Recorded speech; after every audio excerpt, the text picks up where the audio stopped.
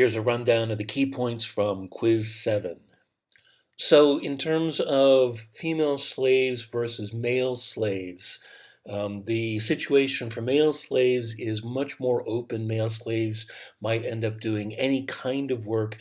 Female slaves were less likely to be trained in particular skills, and so tended to be grouped in a certain number of key functions, including being a midwife, being a prostitute, being an actress, working with clothes as spinners, weavers, clothes makers, menders, working with children as wet nurses and so forth, and doing domestic work in the kitchen or elsewhere in the household. Some female slaves were trained to be able to do additional, more clerical work. And to assist in the running of the household or of the associated business. And so, you have a number of different possibilities. It's not all, cut and dried. It's often contingent based on the individual slave and the family situation. Female slaves also might involve being sexualized, either willingly or unwillingly. Some are working as prostitutes, often associated with taverns. Other domestics, as is true all throughout history, are subjected to the actions of the master of the household. This is also true for male slaves in terms of both the male and female masters.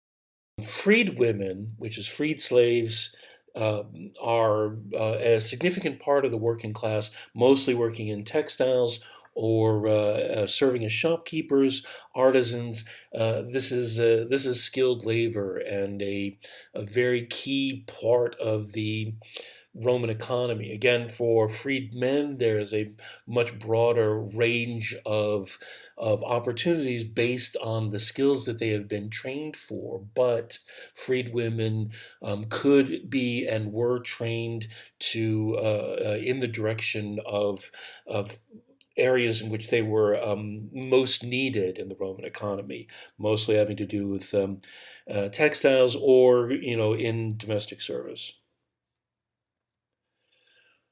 How did marriage work for slaves? So the main thing here is that while slaves couldn't be legally married, they could nonetheless marry, and they could also informally, live together and act as a married couple. To formally be married was something that was actually encouraged by the masters of the estate, because they would have the first opportunity to have disposition of what happened to those children, either as laborers or more likely to be sold for cash. So this is something that happened reasonably frequently, but you want to bear in mind that the Roman slave system is not like the American slave system. The American slave system, the Atlantic system, involves chattel slavery, in which families are owned for generations and become, in perpetual servitude. Roman slaves were generally freed at some point in their lifetime, either when they retire from work or when their masters do. And so at that point, that might be an opportunity to actually to start a family or something like this. It's not about generations of servitude, generally speaking, in the Roman system. A slave could marry a free person, again with the master's permission, and if the slave belonged to an important household, then the marriage might involve an increase in status. So this is something that also changed the situation for slaves and for ex-slaves. Children born of cohabitation took the status of the mother. If the mother was a slave, the child was a slave. If only the mother was freed, the child was freeborn but illegitimate. If both parents were freed, the child was legitimate and freeborn and had the potential to be a Roman citizen. A Roman slave could achieve manumission through all of the following except fasting for 30 days. So that's the joke answer. But all those other answers are means by which a female Roman slave could achieve manumission. There's a certain amount of agency in the Roman system, even for a slave. And as we pointed out, the slaves in the Roman system, especially the female slaves, to a certain extent, had an advantage in that they were guaranteed work situation, room and board, which was not necessarily the case for an impoverished free woman. About the 12 tables. So, what stands out to a lot of people is the issue of guardianship. One of the things I want to emphasize here about guardianship is that guardianship exists for sons and daughters within a family. The purpose of guardianship is to represent to the public space where the laws are someone within a family who does not have legal status. And so this is true for underage men and for women. The situation for men is that they end their guardianship when they enter military service, i.e., when they leave the family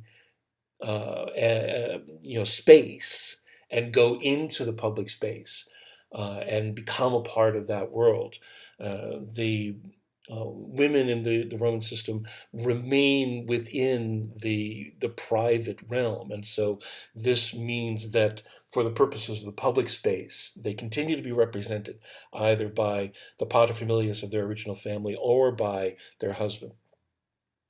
So this is about the demarcation between the public space and the private space.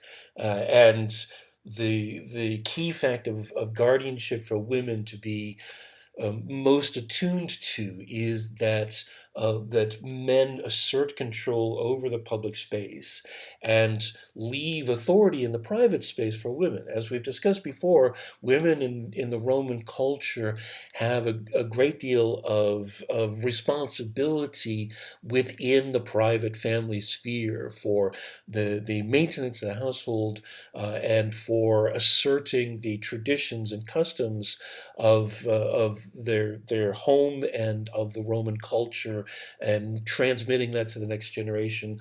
They're essentially expected to and take pride in embodying the concepts of Roman virtues so that men can do whatever they need to do.